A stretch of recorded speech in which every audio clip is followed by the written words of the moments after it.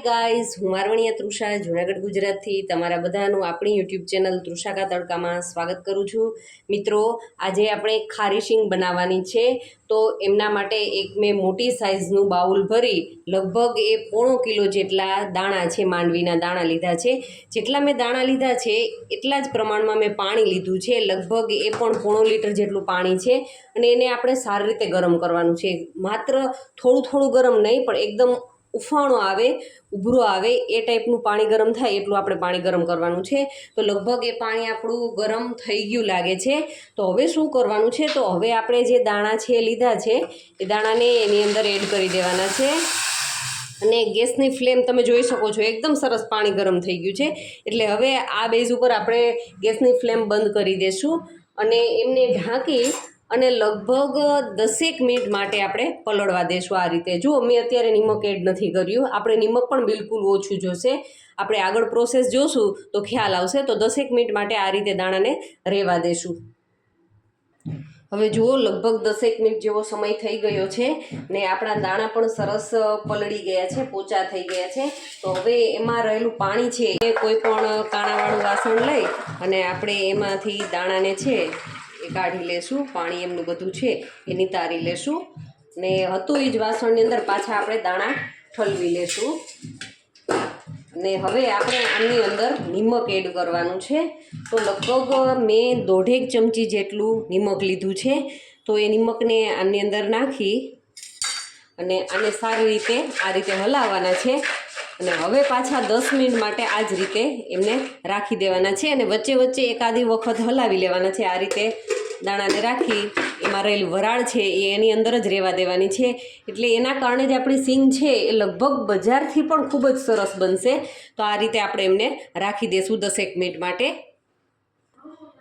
હવે જુઓ, લગભગ 10 મિનિટ જેવો સમય થઈ ગયો છે અને આપણા દાણા છે એકદમ સરસ પલળી ગયા છે. તો હવે અત્યારે આ બેઝ ઉપર જો આપણે શીંગ શેકવી હોય તો તાત્કાલિકમાં શીંગ પણ શેકી શકાય છે.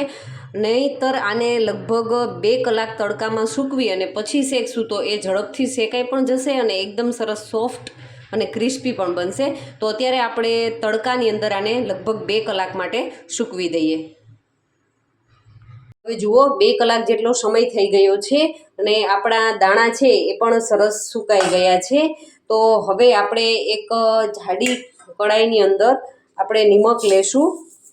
આપણે આમને શેકવા માટે નિમકનો ઉપયોગ કરીએ તો વધારે સારું. ઘણી વખત શું થાય કે દાણા છે એ શેકતી વખતે ખુલી જાય તો આપણે રેતીમાં શેકતા હશું તો રેતી અંદર જવાની શક્યતા રહે છે. પણ આપણે જો નિમકમાં શેકીશું તો કંઈ પ્રોબ્લેમ નહીં થાય.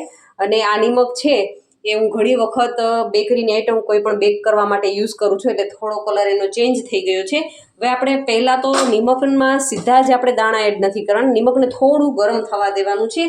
એકાદ મિનિટ માટે ગરમ થઈ જાય ત્યારબાદ આપણે જે સુકાઈ ગયેલા દાણા લીધા છે એ દાણાને એની અંદર એડ કરી અને આપણે મીડિયમ ફ્લેમ ઉપર શેકવાના છે. જુઓ, હાઈ ફ્લેમ પર શેકશું તો એમનો કલર છે એ એકદમ ચેન્જ થઈ જશે અને ઘણી વખત દાણા દાજી પણ જશે. તો આપણે મીડિયમ ફ્લેમ પર શેકવાના છે. જો બિલકુલ સ્લો ફ્લેમ રાખશું તો શું થશે કે શીંગના જે દાણા છે એ ચવડ જેવા થઈ જશે, ખાવાની નહીં મજા આવે. એટલે આપણે આમને મીડિયમ ફ્લેમ પર સરસ ક્રિસ્પી ગોલ્ડન બ્રાઉન થાય ત્યાં સુધી આપણે શેકવાના છે. તો લગભગ આપણે આ શેકતા 5-1 મિનિટ જેટલો સમય તો લાગશે જ. તો આપણે આમને આ જ રીતે કન્ટિન્યુ હલાવતા રહેવાનું છે અને આપણે શીંગને શેકતી રહેવાની છે. તો આ રીતે હું અમને 5 થી 7 મિનિટ જેટલો સમય લાગે સરસ શેકાય નહીં ત્યાં સુધી હું અમને શેકી લઉં. હવે જુઓ, લગભગ 5 થી 7 મિનિટ જેટલો સમય થઈ ગયો છે અને શીંગનો કલર પણ સરસ ચેન્જ થઈ ગયો છે. તો આપણે ચેક કરી લઈએ. તો આ રીતે દાણાને હાથમાં લઈ અને આ રીતે આપણે કરશું, ફોતરી ઉતારીશું તો ખ્યાલ આવી જશે. એમનો કલર સરસ ગોલ્ડન બ્રાઉન થઈ ગયો છે. એમની ફોતરી પણ આરામથી ઉતરી જાય છે. એનો મતલબ કે આપણી શીંગ છે એ સરસ શેકાઈ ગઈ છે. તો હવે કોઈ પણ એક કાણાવાળું વાસણ લઈ અને એમની અંદર આપણે ચાળી લઈએ. તો મેં એક ચાળણી લીધી છે. એની અંદર આપણે આ બધી શીંગ અને નિમક છે એમાં લઈ અને એકદમ શાંતિથી આપણે ચાળી લેશું અને આપણે શીંગ અને નિમકને અલગ કરી લેશું. તો આપણી શીંગ છે એ ખાવા માટે એકદમ સરસ તૈયાર થઈ ગઈ છે. તો આપણે એમને લઈ લઈએ.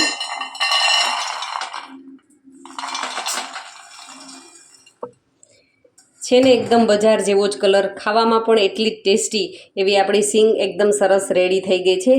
જો મિત્રો તમને મારા વિડીયો ગમતા હોય તો લાઇક, શેર અને ચેનલને હજુ સુધી સબસ્ક્રાઈબ ના કરી હોય તો ચેનલને જરૂરથી સબસ્ક્રાઈબ કરજો. Thank you for watching my videos.